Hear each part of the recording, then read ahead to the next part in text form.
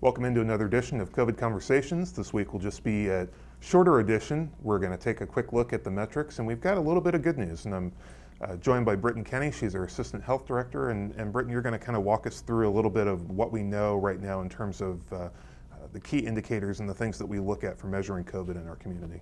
Yes, thank you. And optimistic is right. We are cautiously optimistic, but feeling pretty good about our numbers right now.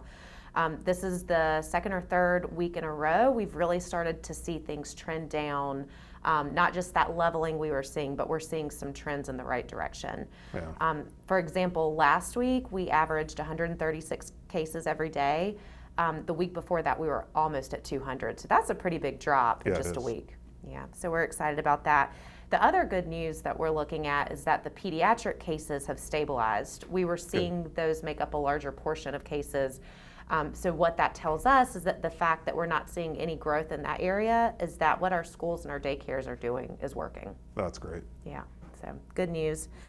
So obviously some good news there in terms of the number of cases, but we know that one of the things that are kind of lagging indicators are both hospitalizations and deaths. Absolutely, yes. So our hospitalizations were down slightly last week, but not that big jump we want to see. We're hopeful that that's coming.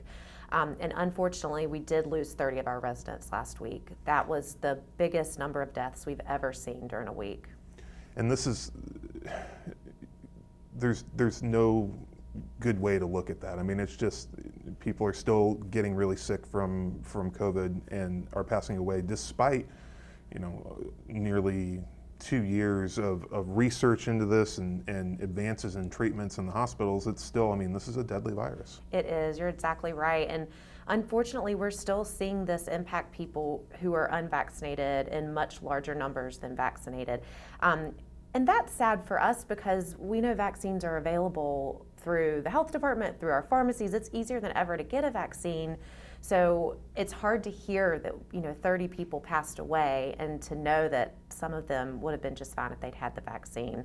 So we still want to encourage people, if you are still on the fence, talk to your doctor. It is not too late to get that vaccine. And for folks who are vaccinated, boosters are out and available for a lot of folks now. We've got information up on Gaston Saves about who can get a booster, who should get a booster, and you can get those just as easily as you can get your first and second dose. And the health department's been giving out boosters, I believe starting last Wednesday, you guys kicked that off, right? That's right. Any day you can come see us in our clinic from 8 to 11:30 or 12:30 to 4:30. Just walk right in, don't need an appointment. We also are really excited that some of our health partners, StarMed Healthcare, have set up a drive-through vaccination site starting today, Monday, October 4th, and that will be from 10 to 4 in the jail annex parking lot. That's great. So, there's, as we've talked about now for months, the resources are available, whether you need to get tested, whether you want to get a vaccine, it's readily available, and really, you've got your choice of places that you can go. Exactly, you sure do. I'll also mention our other healthcare partners, Contegra, continue to offer vaccinations and testing out of the Highland Health Center. So easy options available to anyone, and there's never any cost for testing or for vaccination. Oh, that's great to know. Yeah. Anything else about the numbers? I know from a vaccination standpoint, we might be added at this point, but I think we were getting pretty close to 50% of our 12 and older population that were fully vaccinated. Yeah, last week saw us just past that 50% mark. So, while that's one jump that we were hoping to make over, now we just want to see that keep climbing. Absolutely. Yeah, it's, we've still got a ways to go, but it is hopeful to see some of these numbers, going down in some cases, and then the vaccination rates continuing to trend upwards. So exactly. Making that progress. We are. Yeah. Awesome.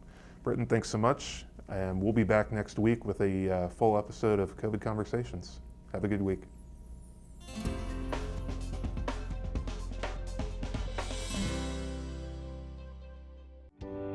Yo uso la máscara por mi abuelita. Uso una máscara para ella. Uso una máscara para mi mamá. Nos va a llevar a todos. Máscara juntos.